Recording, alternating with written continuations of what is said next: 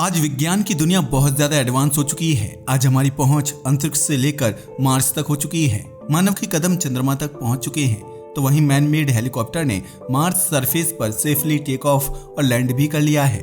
NASA अंतरिक्ष से जुड़े ऐसे कारनामे करता रहता है। नासा ने पहला कारनामा तब किया था जब उसने पहली बार मानव को लूनर सरफेस पर सुरक्षित उतारा और वापस धरती पर लाने में सफलता प्राप्त की थी। ऐसा ही एक कारनामा नासा ने इस बार फिर से किया है। नासा ने धरती से करीब 24 अरब किलोमीटर की दूरी पर मौजूद वॉयेजर 1 को रिपेयर करने में सफलता प्राप्त कर ली है। यही एक ऐसा कारनामा है जिसने मानव को इंटरस्टेलर स्पेस की दुनिया में एक नई इबारत नए तरीके से लिखने का नया रास्ता दिया है। इस कामयाबी के लिए नासा के इंजीनियर तारीफ के काबिल हैं, जिन्होंने 5 महीने की लंबी मेहनत के बाद आखिरकार 1970 के दशक के पुराने कंप्यूटर को फिर से शुरू कर दिया, जिससे मानव जाति में यह विश्वास पैदा हुआ कि मानवता का पहला इंटरस्टेलर प्रोब फिर से शुरू हो सकता है। जिस दिन नासा ने वॉयेजर 1 के कंप्यूटर को ठीक किया, उस दिन नासा के जेट प्रोपल्शन लेबोरेटरी के ऑडिटोरियम रूम में वैज्ञानिक और इंजीनियर इकट्ठा हुए। तो वहीं कुछ साइंटिस्ट ऑनलाइन भी जुड़े हुए थे। ये सभी वॉयेजर 1 से आने वाले एक सिग्नल का इंतजार कर रहे थे।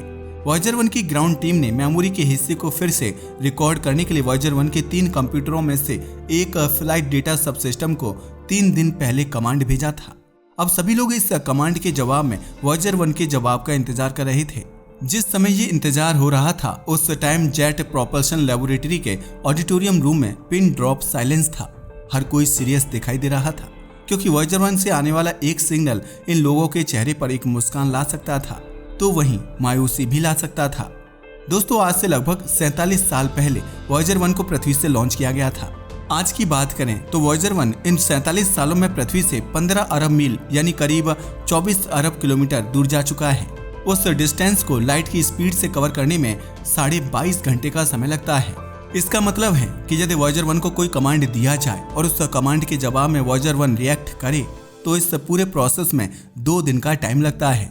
यानी वॉयेजर 1 से मांगे गए डेटा को प्राप्त करने के लिए 2 दिन का लंबा इंतजार करना पड़ता है।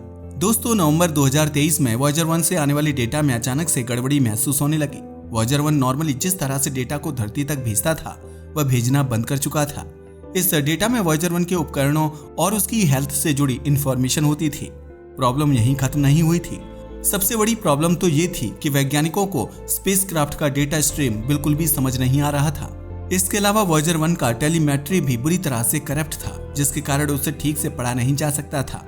इसलिए धरती पर मौजूद वैज्ञानिक इस बात को बिल्कुल भी समझ नहीं पा रहे थे कि आखिरकार वॉयेजर 1 के साथ क्या हुआ है, किस कारण से वॉयेजर 1 इस तरह का व्यवहार कर रहा था। एक बार तो वैज्ञानिकों को लगा कि शायद हमने वॉयेजर 1 को खो दिया है, लेकिन वैज्ञानिकों ने हार नहीं मानी और उन्होंने इसे ठीक करने के लिए काम शुरू कर दिया। उन्हें नहीं पता था कि वॉयेजर 1 में इस तरह की प्रॉब्लम्स किस कारण से आ रही है। ऐसे में उन्होंने अनुमान लगाया कि वॉयेजर 1 के साथ शायद ऐसा FDS कंप्यूटर के मेमोरी बैंक के कारण हो सकती है। इसके बाद इंजीनियर्स ने काम शुरू कर दिया और लगातार मेहनत करते हुए उन्हें 4 महीने से ज्यादा का लंबा वक्त गुजर चुका था, लेकिन अभी तक कुछ खास नहीं हुआ था। पिछले महीने अचानक से वॉयेजर 1 की इंजीनियर टीम ने वॉयेजर 1 के FDS कंप्यूटर को POK करने के लिए एक नया कमांड भेजा। इंजीनियर्स की टीम ने ऐसा इसलिए किया था ताकि मेमोरी के रीड आउट को वापस भेजा जा सके। इस रीड आउट के बाद ही इंजीनियर्स को FDS कंप्यूटर की मेमोरी के किस हिस्से में क्या प्रॉब्लम है उसके बारे में समझ आया था। यह वॉयेजर 1 मिशन को फिर से जिंदा करने की दिशा में मिली सबसे बड़ी कामयाबी थी।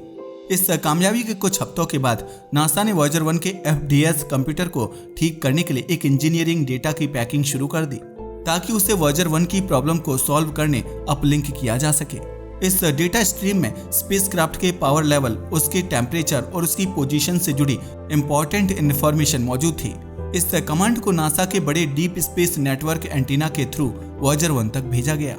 इसके बाद शुरू हुआ इंतजार, और इंतजार के बाद मिली कामयाबी के बाद हर कोई खुश था और बहुत ज्यादा एक्साइटेड भी, क्योंकि 5 महीने की जबरदस्त मेहनत के बाद आखिरकार वॉयेजर 1 से फिर से कॉन्टैक्ट स्टेब्लिश कर लिया गया था। लेकिन यह प्रॉब्लम अभी भी पूरी तरह से सॉल्व नहीं हुई थी। लेकिन अब वॉयेजर 1 की ग्राउंड टीम को इस बात के सिग्नल्स मिल रहे थे कि वॉयेजर 1 अभी भी जिंदा है, लेकिन अभी तक वॉयेजर 1 की पोजीशन के बारे में ठीक इंफॉर्मेशन नहीं मिल पा रही थी। वॉयेजर 1 की ग्राउंड टीम जब धरती से एक बार फिर से वॉयेजर 1 को जिंदा करने की अपनी आखिरी कोशिश में लगी हुई थी, तब वॉयेजर की ग्राउंड टीम ने देखा कि वॉयेजर 1 के FDS कंप्यूटर की मेमोरी में डेटा को स्टोर करने के लिए जो चिप जिम्मेदार है उस एक चिप ने काम करना बंद कर दिया है। इस चिप के खराब होने के 2 ही कारण हो सकते थे, जिसमें पहला कारण था कॉस्मिक रेज का चिप से टकराना और दूसरा कारण हो सकता था कि इसके पुराने हार्डवेयर ने काम करना बंद कर दिया हो। इन्हीं दोनों कारणों के चलते कंप्यूटर के सॉफ्टवेयर में मौजूद कोड में प्रॉब्लम हो सकती है। इस कारण से FDS कंप्यूटर की मेमोरी का एक हिस्सा पूरी तरह से खराब हो चुका था।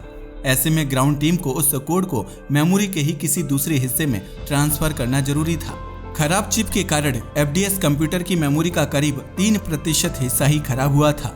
इसलिए वॉयेजर टीम के इंजीनियर्स को उस कोड को मेमोरी के किसी दूसरे हिस्से में ट्रांसप्लांट करने की जरूरत थी। लेकिन नासा का मानना था कि इस कोड को मेमोरी के किसी दूसरी जगह पर ट्रांसप्लांट करने के लिए जरूरी स्पेस मौजूद ही नहीं था। इसलिए वॉयेजर ग्राउंड टीम ने तय किया कि वे उस कोड को छोटे छोटे पार्ट्स में डिवाइड करके उन्हें मेमोरी के अलग अलग हिस्सों में ट्रांसप्लांट कर देंगे।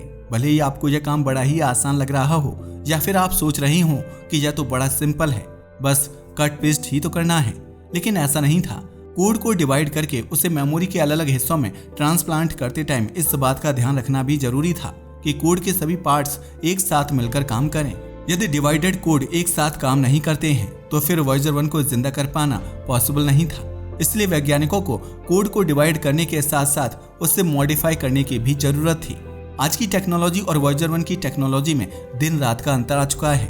आज नासा अपने नए मिशन के दौरान जमीन पर ही हार्डवेयर और सॉफ्टवेयर को स्पेसक्राफ्ट में जोड़ने से पहले ही चेक कर लेते हैं और कोड को मॉडिफाई करके भी देख सकते हैं। इस पूरी प्रोसेस में स्पेसक्राफ्ट को कोई नुकसान नहीं होता। इस प्रोसेस को पूरा करने के लिए नासा के पास आज की टाइम में एडवांस्ड हार्डवेयर और सॉफ्टवेयर सिमुलेटर मौजूद है, जबकि वॉयेजर 1 के लिए कोई हार्डवेयर और सॉफ्टवेयर सिमुलेटर मौजूद नहीं है। इस कारण से भी वॉयेजर 1 को फिर से ठीक करना थोड़ा ज्यादा कॉम्प्लिकेटेड हो रहा था।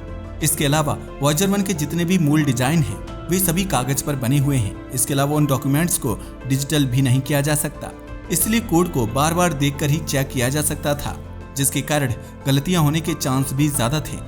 तो वहीं टाइम भी ज्यादा लग रहा था।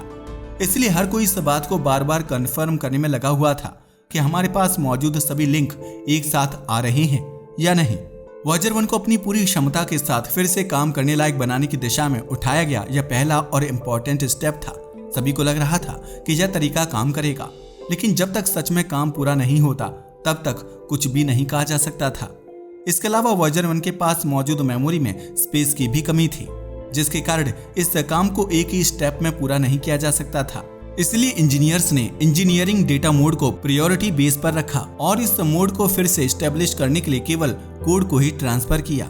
वॉयेजर 1 और वॉयेजर 2 दोनों स्पेसक्राफ्ट इंटरस्टेलर मीडियम तारों के बीच फैली हुई गैस में उड़ान भरने वाले एकमात्र ऑपरेटिंग जांच स्पेसक्राफ्ट हैं। देखा जाए तो वॉयेजर 1 और वॉयेजर 2 के मिशन तो कब के ही खत्म हो चुके हैं। वॉयेजर 1 ने 1979 और 1980 में जुपिटर और सैटर्न के पास से उड़ान भरी थी और इसके बाद यह सौरमंडल से मिलते गुरुत्वाकर्षण का फायदा उठाते हुए सौरमंडल के बाहरी किनारे की तरफ तेजी से बढ़ गया।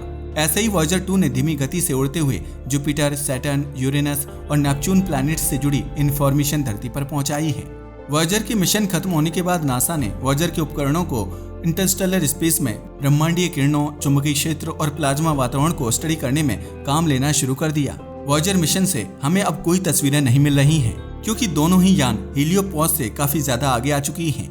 यानी इस डेटा को स्टडी करके ही नासा स्पेस के बारे में और ज्यादा जानने की कोशिश कर रहा है। लेकिन 14 नवंबर 2023 से वॉयेजर से इस तरह का कोई भी डेटा नासा तक नहीं पहुंचा। यानी ये कहा जा सकता है कि 14 नवंबर के बाद से यानी करीब 5 महीने के टाइम पीरियड के दौरान वॉयेजर 1 से कोई भी डेटा नहीं मिला और यह डेटा पूरी तरह से खो चुका है। हो सकता है कि इस दौरान हमने स्पेस की कोई बड़ी ही अजीब घटना को समझने का मौका पूरी तरह से गंवा दिया हो, क्योंकि इस स्पेसक्राफ्ट पर डेटा को स्टोर करने की कोई सुविधा मौजूद नहीं है। लेकिन हम हार नहीं मान सकते। धरती से वॉयेजर 1 को रिपेयर का काम पूरा होने के बाद वैज्ञानिक इस बात को लेकर काफी ज्यादा उत्साहित हैं कि उन्होंने असंभव को संभव बना दिया है। अब वे 14 नवंबर के बाद के खो चुके डेटा को फिर से पाने की कोशिश कर रहे हैं। उन्हें विश्वास है कि मेमोरी के खराब टुकड़ों को एक साथ लाकर उन्हें रिपेयर करके उसमें छिपी डेटा को डिकोड किया जा सकता है। दोस्तों, वॉयेजर 1 जैसे पुराने कंप्यूटर को धरती से ही फिर से ठीक कर लेना वैज्ञानिकों की अथक मेहनत का ही परिणाम है। लेकिन इसने दूर अंतरिक्ष में मानव जाति के लिए संभावनाओं के असीमित द्वार खोल दिए हैं, जो भविष्य में अंतरिक्ष की गहराई में झांकने का एक माध्यम बन सकता है। आज के लिए बस इतना ही। वीडियो पसंद आया हो तो इसे लाइक और शेयर करें, साथ ही चैनल को भी सब्सक्राइब करें। जय हिंद दोस्तों।